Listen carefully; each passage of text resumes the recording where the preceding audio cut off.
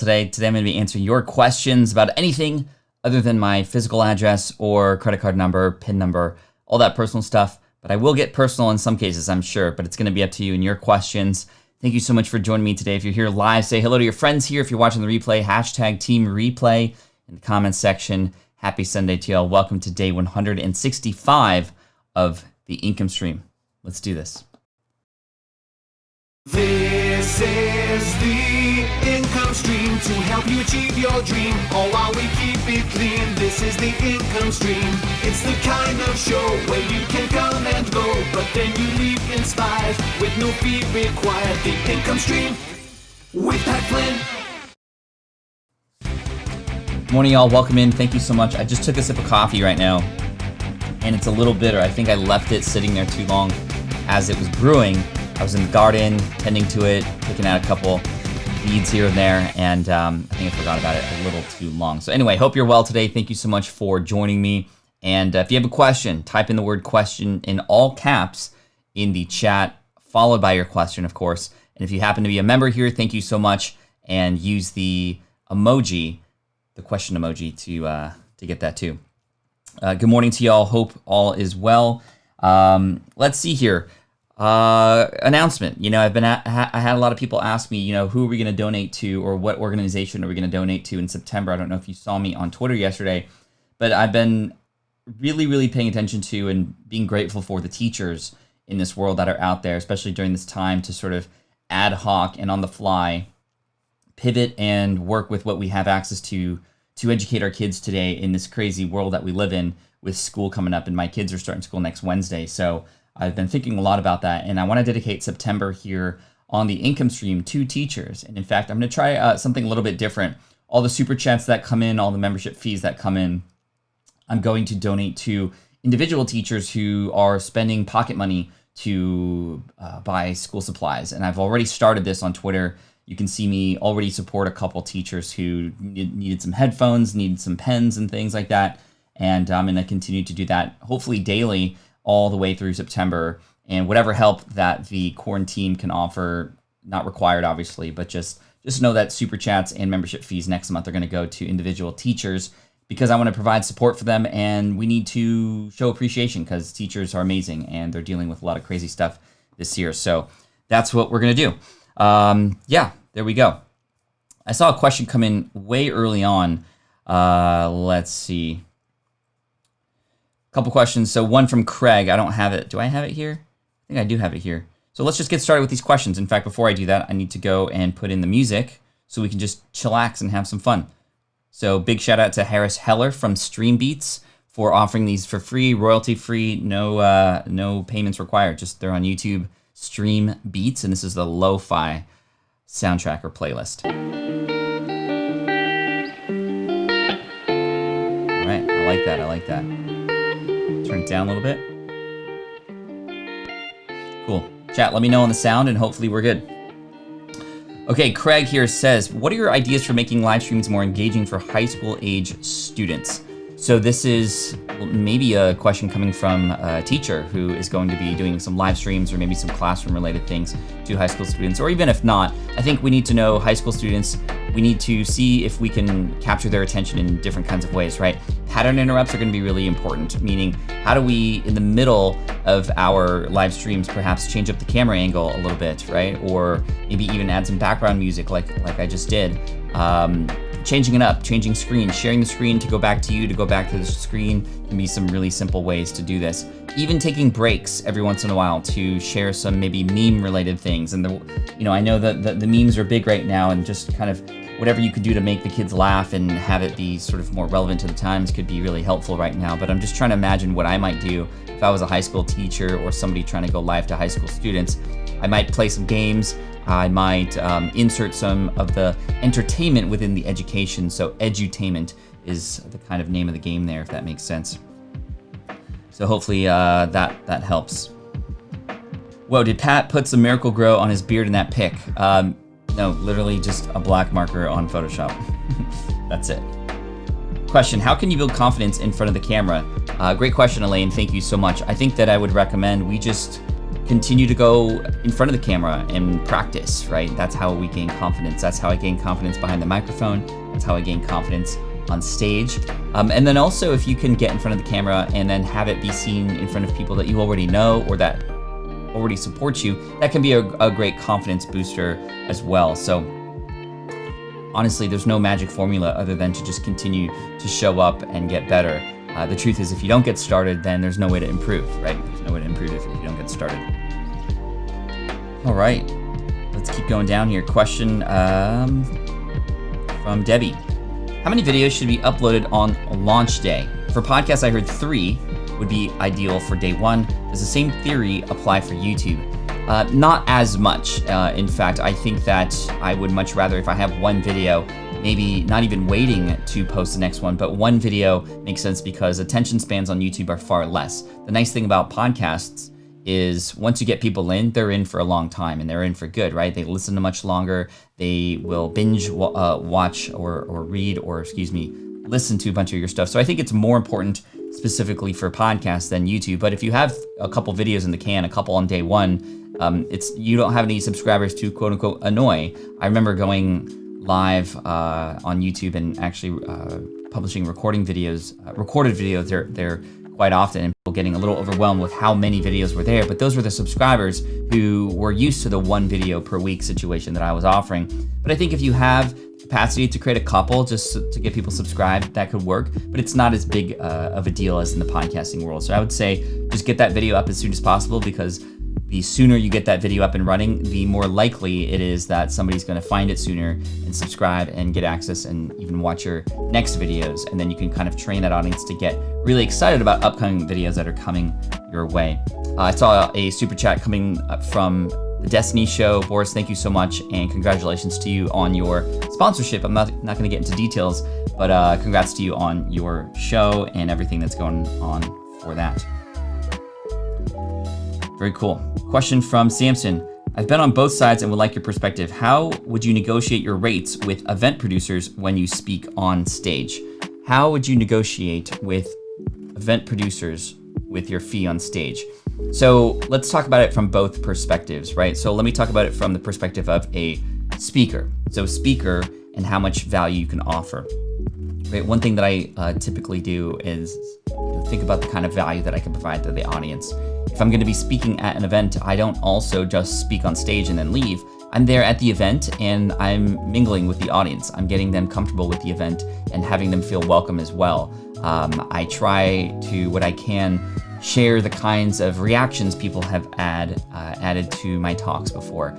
Not just audience reactions, but reactions from other conferences. And if you have a speaker reel or some sort of speaker presentation preview, that could be and go a very, very long way for sure.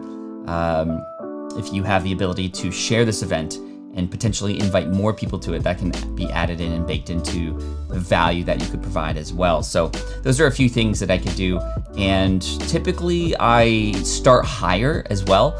My keynote fee, in fact, we start at around $25,000, which is, I know, maybe quite high, but definitely some people have said yes to that, in fact. But that is on the higher end.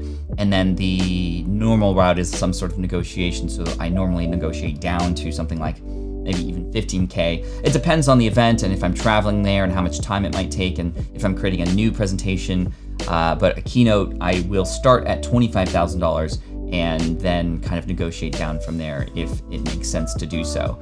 On the other side of things, however, trying to negotiate a fee down is going to be something where, okay, maybe instead of having us pay you money, it's like, okay, well, maybe we can have you on and we can buy a number of your books, for example, and then put them into the goodie bags.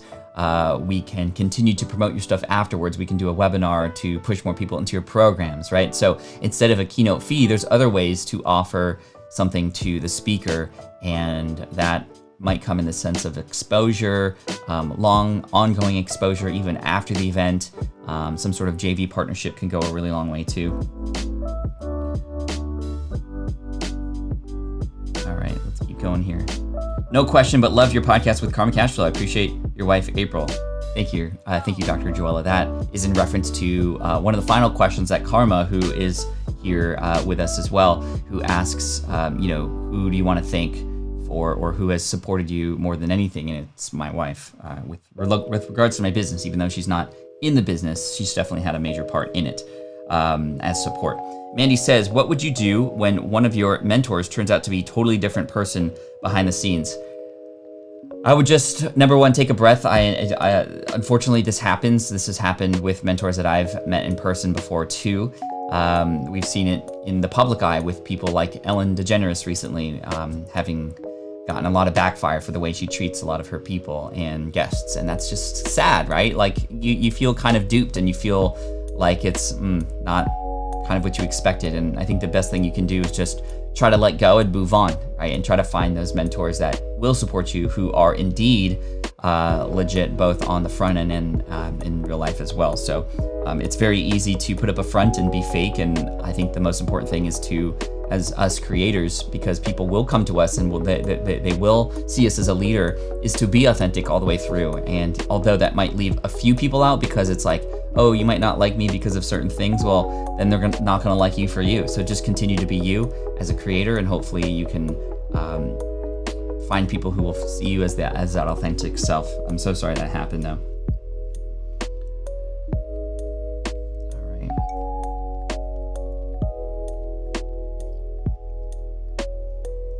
Oh man, this coffee, I left it sitting for way too long.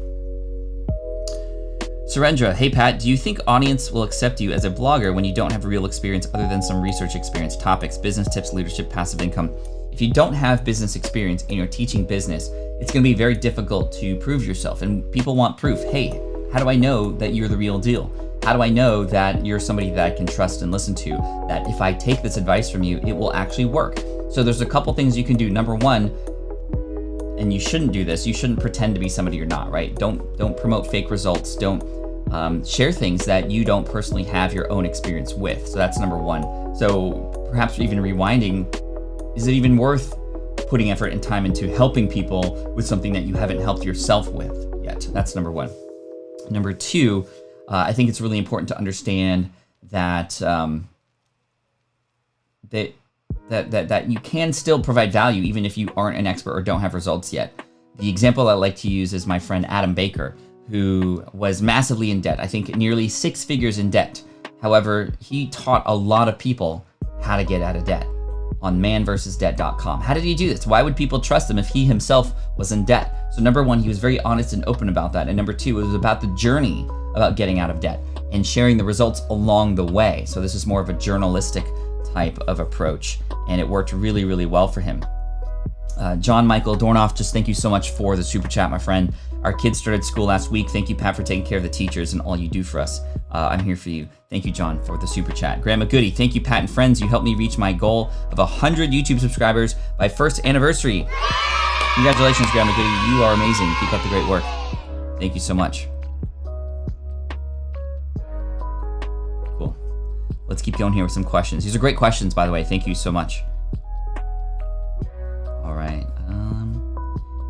Kind of going in order, but if I miss a few, I apologize. You're welcome to ask the questions again so I can see them again, but please don't spam the chat. Dogs are the best friends. Question: I'm about to interview a well-known YouTuber for my podcast. What's the best way to get out the word about this in the way of SEO and getting found as a result of it? Want to do this well. Let's see here. Yo, speaking of dogs are best friends, welcome to Team Flynn. I appreciate you, and thank you for signing up as a member today. That's awesome. So going back to this question, I wouldn't worry about the SEO or anything right now. That's something that can be done later in terms of how you might structure the title and all that stuff. And podcast SEO is a completely different beast. It's not really that strong right now compared to other things. However, when you post it on your website and you have transcripts and such, that can definitely work out for sure. I would say take the approach of how can I make this experience the best for the listener? What, with regards to this guest, are the stories or the results that I want to pull out for the audience that will be listening? This is who you're doing this for. Yes, it's you doing the interview, and it's cool that you connect with this person, and congrats on that. But remember, the listener on the other end is what matters most. So considering what questions to ask up front so that you can pull out these amazing stories that would be of benefit to your audience. That's number one. Number two, Just remember, with the approach with anybody that you're interviewing, just try to be genuinely curious as much as possible. But number 3, again, to kind of go back to number 1, what is the end result that you want for the audience that's going to be there? Number 4, making this person feel comfortable is great. And number 5, in terms of ahead of time, getting people excited about this, you can even ask your current connections, your social streams, maybe even your email list if you have one. Hey, I'm interviewing so-and-so. This is a big deal. What questions might you have? I might find one question from the audience to feature in the episode. And that's a great way to get people to go, oh, I hope it's my question. Or, oh my gosh, I can't believe you get that opportunity. Can't wait to listen. And it's at least something that you're seeding ahead of time so that when you announce this later, it's something that they've already had a touch point on and will kind of have already looked forward to. So that can definitely help. Shubham says, what do you use to stream and show the comments? I use Ecamm Live. I'm a big fan of Ecamm Live. That's a Mac only program, but I love it, and the team over there is doing some really amazing things. And I do have an affiliate link, smartpassiveincome.com/ecamm-live. Or if you want to check out my entire live streaming setup here, including the software and equipment, lighting, cameras, etc., you can go to patflynn.com/live setup. Once again, patflynn.com/live setup.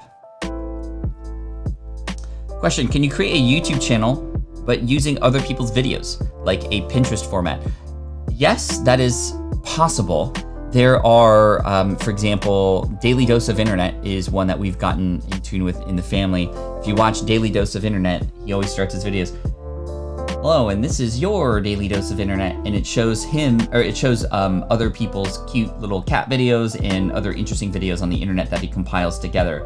Now, there may or may not be copyright issues depending on how those creators whose videos you are showing will respond to that, but it is definitely something that's possible. The way that I would do it is to make sure that I'm always adding some additional value. So for example, as a business owner, entrepreneur, I might show parts of one person's video and then comment on it and offer some value to either improve that video for them or to share with the audience the lessons learned about that video if it was indeed a good video. So there are ways to do this. A lot of people do showcase other people's videos and then either comment on it or compile it into their own channel. But again, you're at the whims of and playing in somebody else's sandbox, right? You are relying on other people to support your own stuff.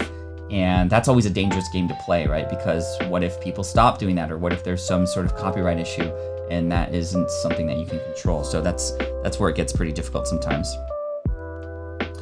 Shibub says, what's your opinion about Apple's own search engine launching decision? How much will this impact today's SEO? It's going to be really interesting. I heard about this. Apple does have a search engine already within music, within podcasts, etc. I hope that they will use their resources to make search even better and give more opportunities for us creators, especially on the podcast front, to be found. I'm going to be definitely paying closer attention to that, but I don't know much about its specific capabilities yet. Niching down a category is different than niching down to your exact target market. 6-legged giraffes over 50 joke. I look to the letter, wondering if you think that works just as good. Yeah, Charles, absolutely. Niching down doesn't mean I'm going to go with this certain age group or this certain demographic, women over 50 or men who are single fathers, right? That's one way to niche down, but another way to niche down might not be demographic or age, it might be interest, right? So I'm gonna target authors and maybe authors specifically and how to help them advertise their books. That is a niche, right? And men, women, young, old, doesn't matter. Somebody who's written a book and they wanna get more sales, I'm gonna help them with that. So that's another example of niching down, and oftentimes that can work a little bit better. Good morning, everybody. Thanks for being here also. And if you haven't done so already, make sure you hit that subscribe button. Appreciate you. All right. Let's see. Question from Rebecca. Thank you, Rebecca. What do you think about publishing on Kindle? Free, getting paid per page read without publish on other platforms versus uploading to multiple platforms without being paid per page on Kindle. So where this question is coming from is you can select your book to take part in what's called Kindle Select. And what that means is you are exclusively publishing that ebook on Amazon. It is no longer available on iBooks or Nook or anything like that. However, you get some things as a result. You get the opportunity to promote your book for sale every once in a while and even make it free if you'd like. And you can take part in what's called Kindle Unlimited, which means people can actually read your book, and depending on the number of pages read, you can get paid for that as well. And I think that there is benefit to that. Amazon is obviously the place for ebooks. I've experimented with, and I've had my books on Nook, which is Barnes & Noble's e-reader, as well as iBooks, and literally it's chump change compared to what Amazon can give you. So I think it definitely is worth it. Excuse me. I don't think the income coming from Kindle Unlimited is as significant as, obviously the regular Amazon Kindle payments. So I'm not necessarily sure I would rely on Kindle Unlimited, because you can still have both. You can have your books be there for sale between $2.99 and $9.99 is the optimal price for you to get 70% royalty and commission, and Amazon keeps 30%. But you also can get paid for people who participate in Kindle Unlimited or Prime, I think, and can get paid per page reads as well for that. So you can get both. And then you can, within Kindle Select, within every 90 days, in fact, that just reminds me, I have to, I don't have a pen near me, but I can make Will It Fly free again, and maybe even Superfans free for 90 days. Or actually for 5 days, every 90 days, if that makes sense. 95% of my book sales comes from Amazon, says Scully, for sure.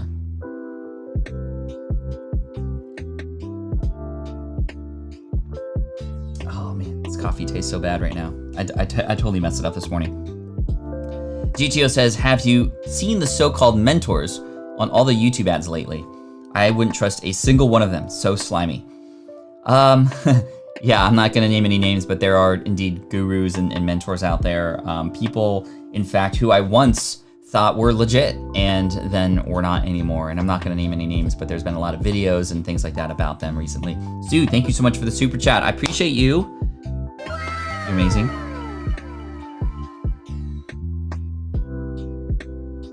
All right, let's keep going here. Can you explain funnels for the novice marketer? So here's how a funnel works. A certain number of people visit your website, right? And that's awesome.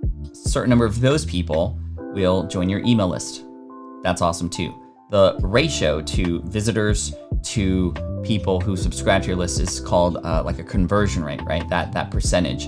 And throughout a funnel, we want to increase that percentage of people in the top group funneling into the next group, right? So we got traffic to email subscribers to people viewing a sales page, for example, and then people on that sales page, a certain percentage of them converting over to a customer, right? And then even then, having a customer convert into an upgrade during that sales process, right? So there's even sort of funnels beyond just after a person becomes a customer, if that makes sense.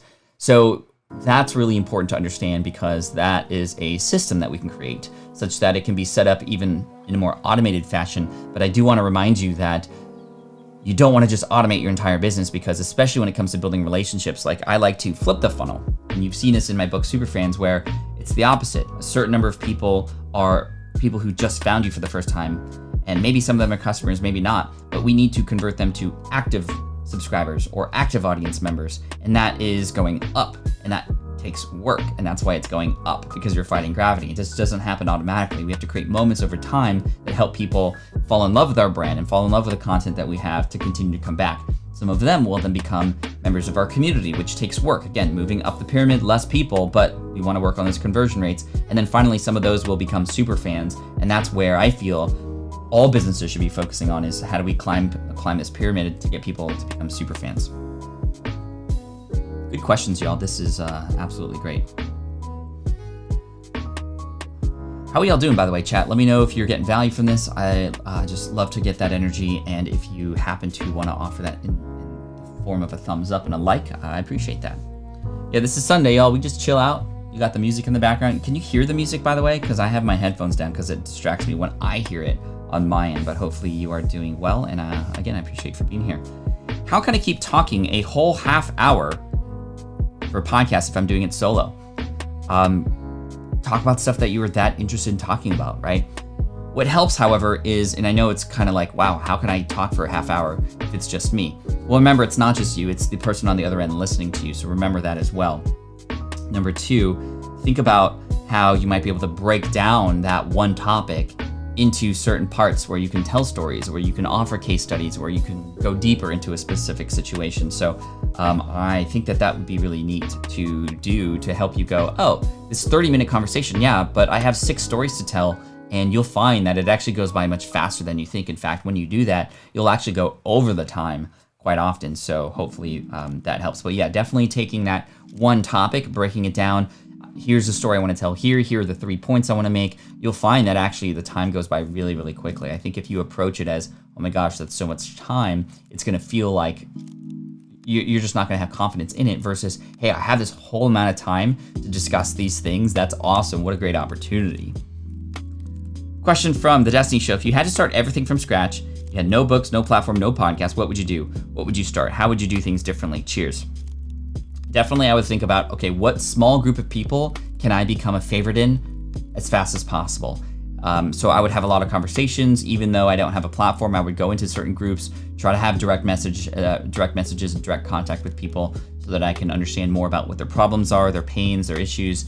I would definitely follow the will it fly approach, and I wouldn't mind getting so small and so deep such that I can just find one person, one client that I can help with whatever skills I might have. If I were starting over, maybe it would be something related to Photoshop, because I came from the architecture world. I have a little bit of a design eye, and I can use that to help people maybe on YouTube. Maybe I would help by starting off by helping people increase their specifically click-through rates on YouTube, right? Because I'm interested in YouTube, and I might have that capability to help increase that through titling and through thumbnails, something that I just know is going to help, and then that would get me connected to certain people. I might even experiment and even offer for free some consultations to some up-and-coming YouTubers on how to increase their click-through rates. And then what I would do is then hopefully use those as case studies to attract more people, and then that would then allow me to maybe get access to bigger names within that space to help out and consult. And it just takes one person with a little bit of influence to share, oh my gosh, you got to go to Pat Flynn because he's like the master in title and thumbnails. That's anything and everything I would learn about would be just that. And then I could get known and maybe even start an agency to help out in that regard, and maybe even build a brand with regards to YouTube, but specifically conversion rates on YouTube, and just become known for that. And then, do an interview with somebody and help out somebody with some well-known, who is well-known, and then kind of put my name on the map. So I don't know, I'm just kind of brainstorming right now, but that's definitely like something that I think I would try out. And again, I just kind of went down that direction. But as you can see, getting really niched and focusing on one specific problem that a group of people, YouTubers, have, and then going down that route.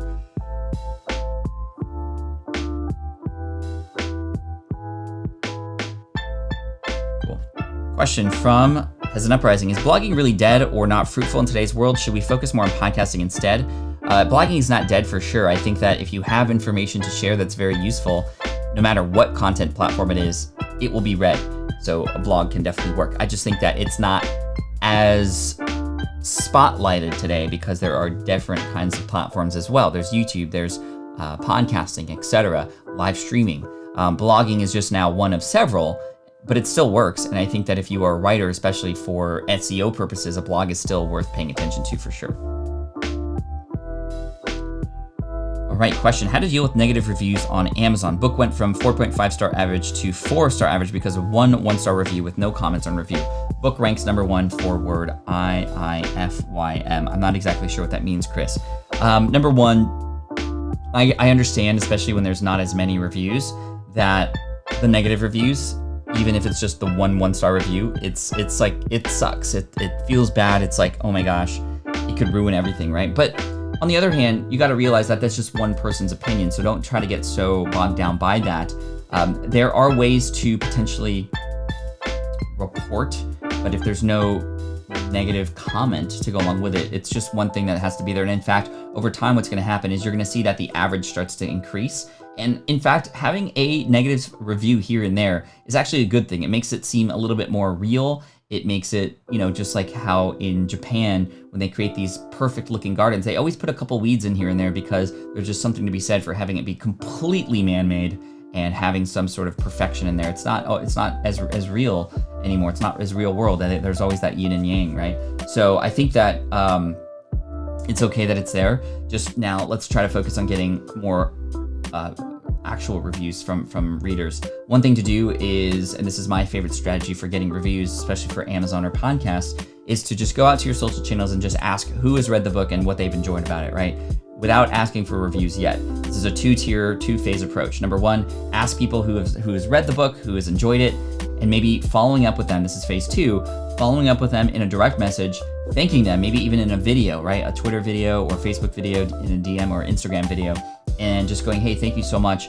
It would be an honor if you just took a moment to leave a review about the book, and here's the link to go and check it out. Thank you so much. It actually would help out tremendously, and help others understand that this is a book that would be helpful for them too. So that is the best approach for getting reviews, as opposed to just, hey, anybody who read the book, please leave a review. That sort of casting a wide net approach is not going to work when it comes to these things that do take a little bit more time. There's some friction involved with doing a review, and when you personally ask somebody, that can help.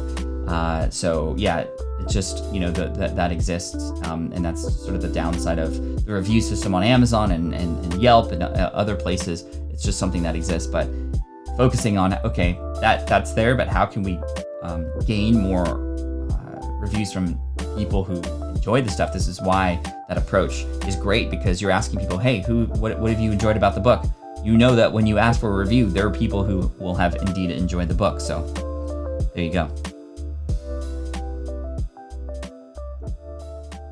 All right, scrolling down here. Manos, for the upcoming NaNoWriMo, excuse me, will you be using Google Docs to write your next book, or will you use another platform? So this is in regards to November, which is a month that writers use from a event or challenge called NaNoWriMo to write an entire book in November. National Novel Writers Month. And I used National Novel Writers Month 2 years ago in 2018 to write my book Superfans. And I'm going to use it again this year to write my next and upcoming book, which more information on that later. But in terms of how I'm going to be writing this, I will be using Google Docs, because that's just what I'm familiar with how I write my blog posts. This was something that my coach helped me do back in 2015 when I was writing my book, Will It Fly? Because I was trying to use Scrivener and all these other fancy tools that other authors were using, just trying to follow the pack. And I eventually found out that, hey, I'm going to write like I normally write on blog posts. And that started to unlock a lot more words for me. And I'm going to continue to use Google Docs for the next book. Thank you so much for that.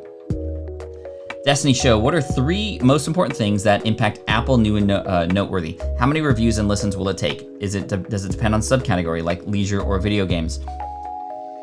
Apple, unfortunately, does not disclose this information. I think that the best we can do is, number one, come out of the gate strong. So when our podcast comes out, really making a big deal about it, using any sort of community that we already have to help support it. And I know, Destiny, that you are creating another show, so congrats on that. That's huge. Feel free to mention it on your current show. Don't be afraid to do that, especially in an event-like manner. So that's number one, and use your existing contacts to make a big deal out of it. You want to get on the map, essentially, is number one. Number two, having great artwork, a requirement, and just make sure that you create something that's designed really well, because Apple likes to display things that look good. It's Apple, and they like design. So that's number two. Number three, in terms of how many downloads, there is no amount. I know people who have gotten into new and noteworthy with just a few hundred downloads, but it was because, I don't know, maybe they had a lot of acceleration. Unfortunately, it's a lot of hand picking over on Apple's side, and it's not like an automated thing as it once used to be. So the other thing about this is, don't worry if you don't get into new and noteworthy. It's not the end of the world, and in fact, it's not as big as it used to be. There used to be an 8-week period for most podcasters, if they fulfilled all those requirements, to get into new and noteworthy, and it would guarantee loads of things because they promoted it heavily before. They don't promote it as heavy this time, and the results aren't as good. So don't worry if you don't get in there. Rory, what resources would you recommend to master Facebook ad marketing? 2 resources. Number one, Monica Louie. You can check her out with flourishwithmonica.com. Flourishwithmonica.com. She also has a podcast as well, but Monica Louie is an amazing resource. She's one of my students. She's helped me in some of my own campaigns, and she has a lot of great resources and even some free challenges and things that you can partake in. And she always keeps things up to date, which is really great. The other recommendation would be my buddy Rick Mulready. Rick Mulready, Rick, R-I-C-K, Mole, M-U-L, ready.com. Rick Mulready, he's another great resource and has a lot of things for both beginners and advanced for Facebook ads and such as well. Thank you, Rory, for that question. So Martin here says, never made it into new and noteworthy. Apple counts for 10% now of my listens, all my effort going to Spotify. So that's really interesting. As well as, there are a lot of my own students who don't get into new and noteworthy, and they're at millions of downloads as well. Martin is approaching 1 million downloads, by the way. Great podcast advice. I've had people who are well known in their field, but not so well known to my listeners. So what you talk about is key for sure.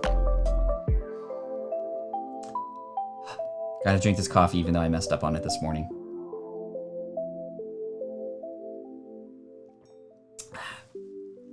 Simon, hi Pat. I want to create a place for my future nerd gaming avid online marketing community using Discord as a place to be. An experience with Discord for this kind of topic. Absolutely, I would be in full support of this. Discord is great for people who already know about Discord, right? It's a fantastic way to connect. There's going to be a little bit of education for people who will be finding you later to come into the community. But it's an amazingly powerful platform. I expect that Discord is going to make a lot more noise in the more general public very soon. But there's a lot of other competing kind of products now that are bringing communities together. I personally like Circle because it's more for the kind of people that we want in our community. If you want to check out Circle, go to smartpassiveincome.com/circle, circle.so if you want to go directly. And that is the community platform we use, but it doesn't have the voice thing. Discord is an amazing platform. I have experience with it myself. My kids and I connect on it when we play games like Fall Guys and we stream on Twitch. That way everybody can hear us. It's cool. It's really cool. It is really, really cool. Just, you're gonna have to educate some of your audience up front in order to help them understand how to use it best, because there is a little bit of a learning curve there for sure. Simon, I want to create a place for my future. Oh no, we did that one already. Sorry. Xenia and Vlada, what do you think about leveraging Medium's audience and blogging with affiliate links on Medium instead of creating an own blog and building a new audience for affiliate marketing? Medium is a great platform for sure. In fact, I have a Medium account. I've posted one article there and I have 8,000 followers, which I didn't even know until my PR person, Brittany Lynn, told me about that and said I should be repurposing these articles that I'm writing over there too, which, yeah, I totally should. Definitely worth if you have the time to do it. Instead of a blog, sure, maybe it's a great place to start, but again, the issue with focusing all of your efforts on a platform that you do not own is you do not own that platform. What if Medium goes down or they get bought out or they change their algorithm or whatever? As long as it's not the center of your business, but just an auxiliary arm of it, then I think it's worth trying out, because if something even were to happen there, you can move elsewhere. It reminds me very similarly to a platform that once existed when I first started called eHow. A lot of people were writing on eHow. They were actually indeed making money through eHow, and then eHow all of a sudden just kind of changed everything and left and stopped supporting and just is gone. And so many people's lives got affected because they were building their entire businesses on eHow and relying on it completely for income, and it just devastated people. And thankfully, I was also diversified because I was actually writing articles on there too. I was making about, I got to the point where I was making anywhere between $60 to $80 per day with articles that I was writing, but it got way too spammy, and I think Google killed it, right? Google killed it because Google came out with some algorithms where these like cheap how-to articles were no longer ranking like they were before. DMods, wow, I haven't heard that in a while.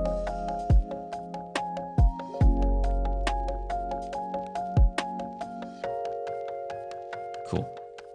Hey chat, what's one thing you're gonna do this week that is gonna be challenging for you? I wanna hear a little bit about your challenges and what's coming up this week. Let me know in the chat.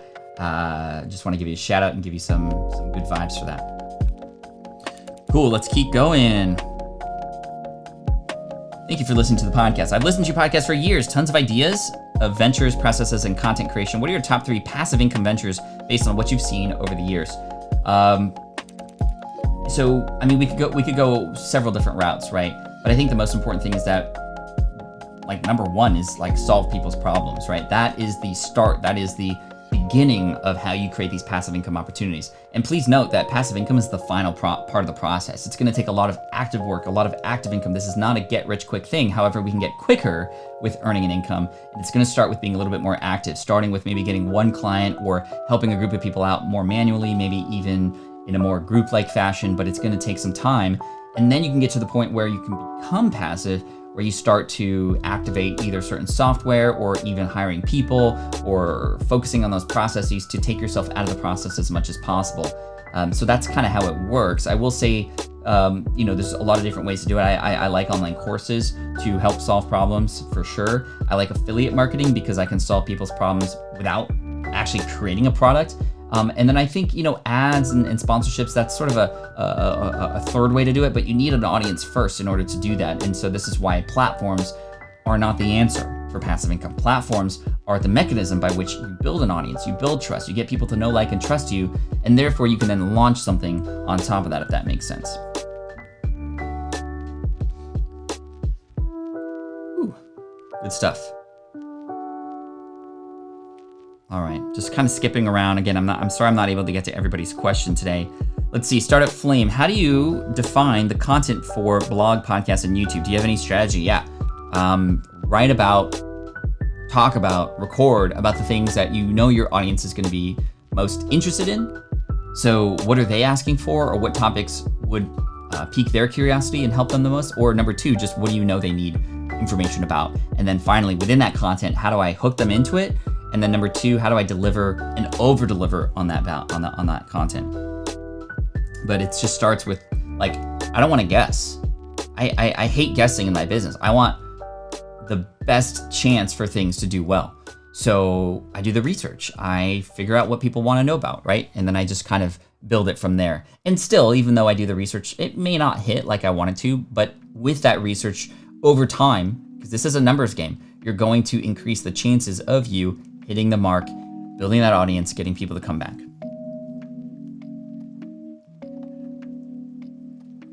Question follow-up from Susan. I would be creating a playlist of the best videos I feel to give out the best information. I'm not going after their videos. Yeah, I mean, if you want, I have playlists with other people's videos. I have a lot of Roberto Blake's videos and some of mine related to YouTube and whatnot. Yeah, absolutely. By creating playlists, you're actually supporting these other creators, but also supporting your audience who is getting more information from other people who they might not even know about. So I think that's okay. How can you produce a podcast on a shoestring budget? Podcasting doesn't need to be very expensive. In fact, if you want to go the cheapest route possible, just get a USB microphone like a Samson Q2U, $55, right? $55, plugs directly into your computer. You don't need anything else. I would podcast either using GarageBand if I was on a Mac, or Audacity if I was on a PC. That's the software that you would use. I would use Skype or Zoom to record interviews, again, free. And the only other thing I would indeed pay for would be a podcast host. This is where I would drop those MP3 files after I edit them. Again, editing in GarageBand or Audacity, and literally spending less than $100, right, to get started for sure. That's it. The audio quality is going to be important, and I do believe wholly that you should be on a platform like Buzzsprout. smartpassiveincome.com/Buzzsprout is my affiliate link if you want to check it out. That'll give you access to more time, in fact, in your account. Huge fans of Buzzsprout for sure. But that's important, and not on Anchor because it's free. Even though it's free, because it's free, I worry, because they are going to need to make money at some point. And much like what we've seen on Facebook and other free platforms, things get in the way, algorithms get in the way, it becomes pay to play, and it's just not something that I want to risk. With something like Buzzsprout, you're able to have maximum control over your podcast and what happens to it. Plus, it puts a little bit of skin in the game to force you to put it out there, to use that platform. Most podcasts on Anchor stop. Why? Because it's free. There's no risk in stopping. When you are podcasting and you're actually paying for it, you do have a better chance of succeeding, in my opinion, because you are invested in it. You are a little bit more committed in that way. Gift Biz Unwrap, love to support teachers. Had a question way in the beginning, would love your thoughts. Stu, did I answer that? I apologize, I'm not able to scroll back, or it would take me a while to scroll back for sure. Let's see here. Scrolling down. Question for the upcoming... Oh, yeah, I already asked that question.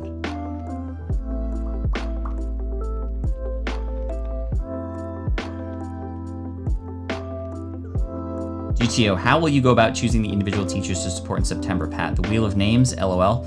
Probably not the Wheel of Names because I don't want to create a game about this. I think it's just going to be chosen at random or probably on Twitter where I have easy access, or maybe even Instagram, just kind of selecting. I don't know yet. I don't know. I don't want that to stop me from not supporting teachers, though. We're going to see what we can do. Let's see. Thanks, dogs. Appreciate you. Brian, I have self-published a podcast. Sorry. I have self-published a podcast on Anchor. I have 6 episodes. How do I grow my podcast, and should I monetize on Anchor for growth? So you're on Anchor already. I wouldn't necessarily switch right now because of what I just mentioned earlier, Brian. So I hope that didn't scare you. You're fine there for now. But I would say over time, especially once this starts to become a serious business for you, I would indeed see how you might move over into something like Buzzsprout, and they would help you do that. But anyway, in terms of growing your show, the best way to grow your show is to get on other people's podcasts. By far the number one way to grow your show. Because think about it, people are already listening to podcasts and they hear their host that they enjoy endorse you, versus Facebook ads, Twitter, etc. It's like they're not there to go and have to click to go to the podcast app, to then click to press play, to then listen to something that they weren't even planning on doing, and then potentially subscribe. You can waste a lot of money spending money on ads. There is an ad platform within Anchor to potentially grow your show and also monetize, and it could be worth experimenting with, but then again, you lose a little bit of control, and I would prefer like having this be something that you actually have more control over, again, maybe over time. But right now I think experimenting, yeah, why not? See what happens.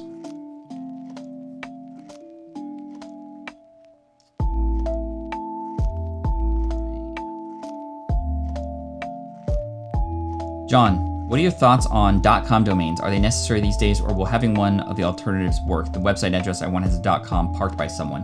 The .com is always going to work a little bit better just because it's what we're used to, but for SEO purposes, it's not a big deal anymore. So truly, it's something that if you can't nab it, then don't worry about it. Don't let it stop you. I would get one of the other domains, .co, .io, .net. All these other ones work, and it becomes what it is, meaning even like ProBlogger.net. ProBlogger was created back in the early 2000s, but it became ProBlogger.net. Everybody knew it because that's just what it was, and it was worth remembering because you make it what it is, right? The .com just wasn't available until much later, but yeah, it just becomes what it is, like Circle.so, Otter.ai. Those kinds of things are just, they're kind of normal now. It just becomes a part of the whole thing. The .com isn't as important as it once used to be. Learn, Grow, Give. I don't do equipment reviews or YouTube blog advice. I feel that there isn't an audience for me. If you don't feel like there's an audience for you, then you're not going to get an audience. You have to put yourself out there and find a certain group of people or a certain type of people and speak to them, right? There is an audience for everybody, in my opinion. And if you approach it as, oh, there's nobody for me, again, remember, it's not for you. Who can you step up to create for? That's the approach that you want to take. Susan says, your list of things when looking at website has me redoing my site. Which thing should I be showing first? A call to action or an explanation of who the site is for? So this is what we're talking about here. These 5 things. If you want to take a screenshot of it, you're more than welcome to do that. The first and most important thing is when a person lands on the page, do they know this is for them? That's the most important thing, Susan. Do they know that this website that they are on is actually worth their time and effort? The call to action is secondary, but it's also just as important. What am I going to do first, right? So, I mean, if you think about it, if you go, hey, click here to go here and check this out, before they even know this is worth going into, that doesn't make sense. So that's going to be the second thing in the order for sure. All right, let's see. From Gabriella, if you were starting your side biz now and still working a 9-to-5, what industry would you want your 9-to-5 to be in? I'm a pivot in my career where I wonder why I should get into video content as 9-to-5. The answer to this question is going to be different for everybody, right? So for me in particular, a side gig right now might be maybe even helping people with Kickstarter campaigns, right? Because that's something I have experience with. I wouldn't just pick something at random.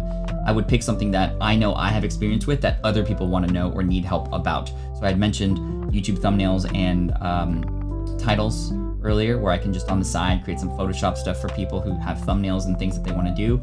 And literally just, I'm going to go, okay, I'm going to be the thumbnail guy. I want to be the expert, and I'm going to help creators do that. In regards to what I just mentioned, Kickstarter, my videographer and I launched a product on Kickstarter last year, a year and a half ago, February 2019, called the Switch Pod, and it made $418,000. And we learned so much during that process that we know we can now help others with it too. It would be something based on some experience that I have, or a group of people that I know I want to serve and help and coach. And that might be a cool 9-to-5 as well, or side gig to a 9-to-5 as well, to be able to serve others in that way.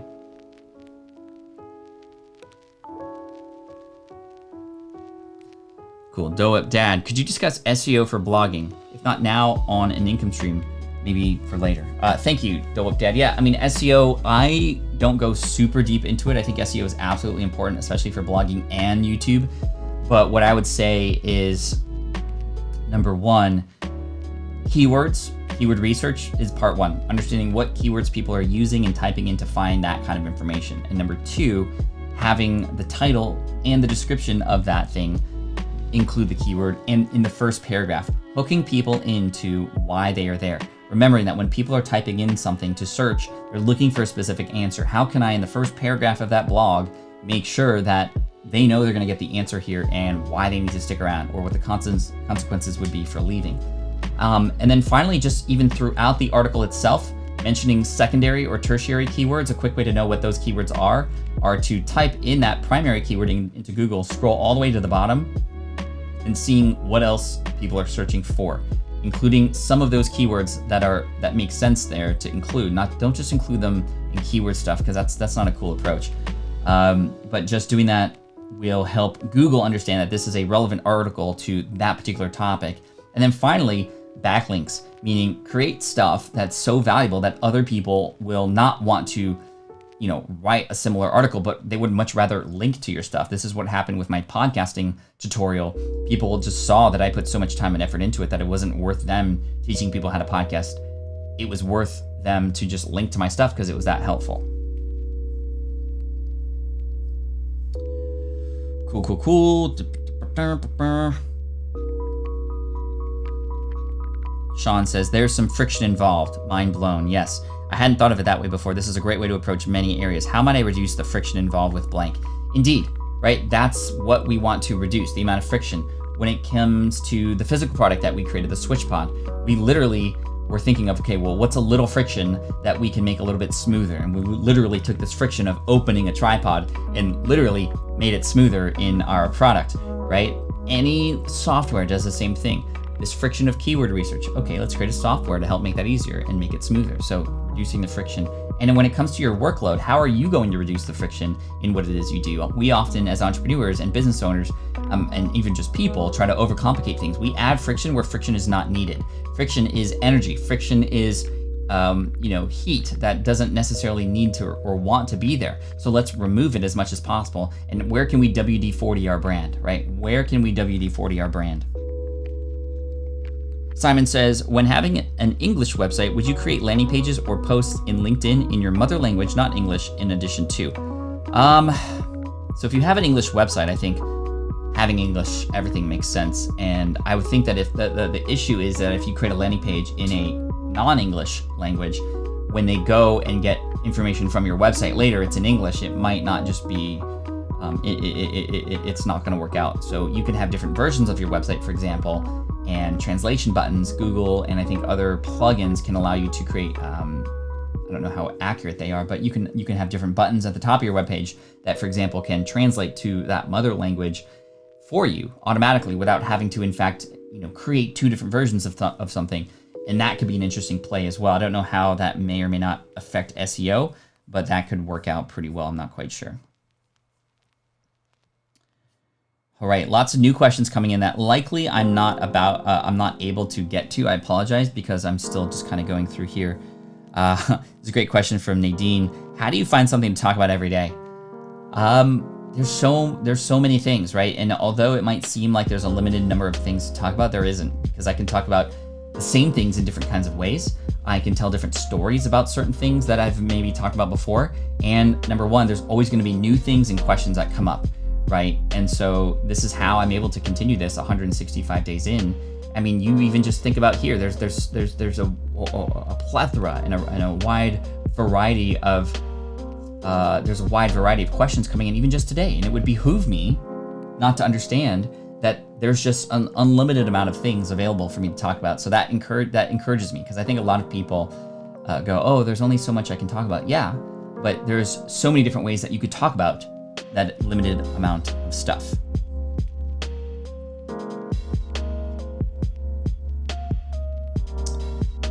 Okay.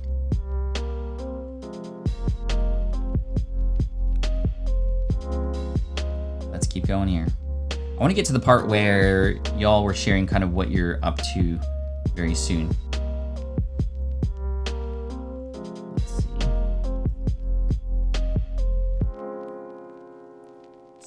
Some of you caught that. You caught what I was doing there. I almost forgot. Hey Archer, thank you so much for the super chat, my friend. I appreciate you. Hashtag team replay. I love how you still pop in here every once in a while. That makes me happy. How do you get background music while live? I am using Harris Heller. Not using Harris Heller. His service, if you want to call it that, called Streambeats. It's absolutely free. You can just look it up on YouTube, and I just have it playing in the background. I have it playing through my computer, and I'm using my Rodecaster Pro. But if you are on something like Ecamm Live, I think that you can also have some YouTube videos playing in the background as well, and that could be worth popping up. But yeah. Streambeats, lo-fi, that's what we're using right now. All right. What are y'all doing? Okay, here we go. So we got GTO. I need to redo a website that moved from a free website builder on GoDaddy to WordPress. I do not like WordPress. The free web builder was so easy, but I need to do this. I have lost steam. It's not a forever type of thing, GTO, so once you get it, it'll be done. WordPress is still, in my opinion, the best platform to be able to have the most customization. Although the free web builder is great, you are going to unlock way more opportunities because of this, so it's going to be worth it for sure. I'm onboarding 4 new clients and finishing up a new course launch along with a live, so I'm hoping all goes to plan. Good luck, Mandy, and good luck to you as well, GTO. Free webinar launch, which leads to online course with the email sequence you gave us a while back. Awesome, tomorrow. You got this. This week, I'm going to work on the big picture with my business.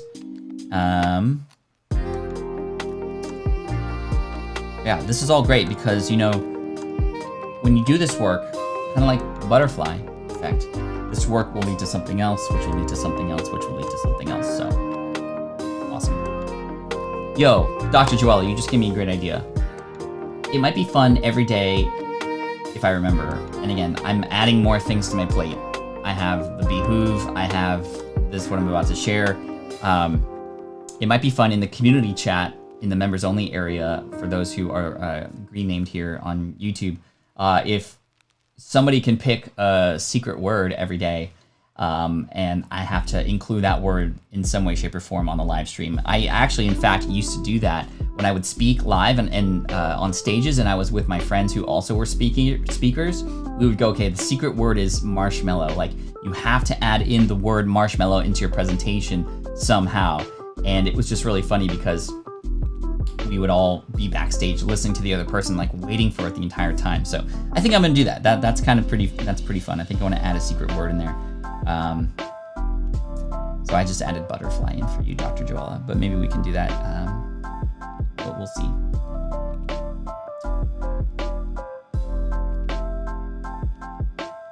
Anyway, good stuff today, y'all. I appreciate you. So many more of you shared what it is that you're working on, and I apologize I'm not able to give you all a shout out. Sorry I'm not able to get to all the questions, but I think we burned through 30 to 40 questions today, maybe 25, I'm not sure, but very, very thankful for you, and big welcome to all the new members who came in. Is today, wait, how many days are there in August? What day is it today? August 30? So legit is tomorrow, September 1? No, there's an August 31st. There's an August 31st, excuse me.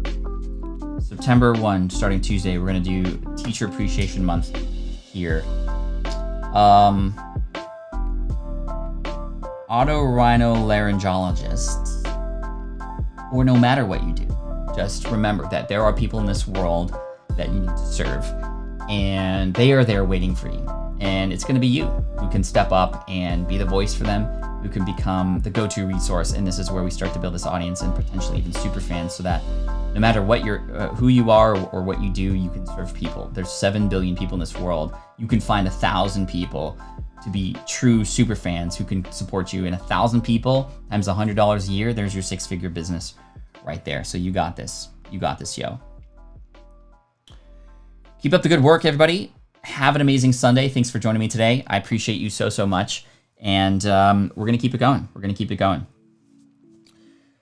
Woo! And now I got to go to the bathroom. So anyway, we're doing good. Bye, y'all. Have a great Sunday. Thanks so much for all the super chats today. I appreciate you. And I look forward to serving you tomorrow, where we're going to go over some new topics for sure. patflynn.com/the income stream. Come in tomorrow while you can. And please subscribe to the channel if you haven't already. This has been super great. Team Flynn for the win, as always. I appreciate you so much. And have an amazing day. We'll see you tomorrow, 8 a.m. Pacific, 11 a.m. Eastern. Peace out, y'all. Take care. Much love. This is the income stream to help you achieve your dream, all while we keep it clean. This is the income stream. It's the kind of show where you can come and go, but then you leave inspired with no fee required. The income stream with Pat Flynn.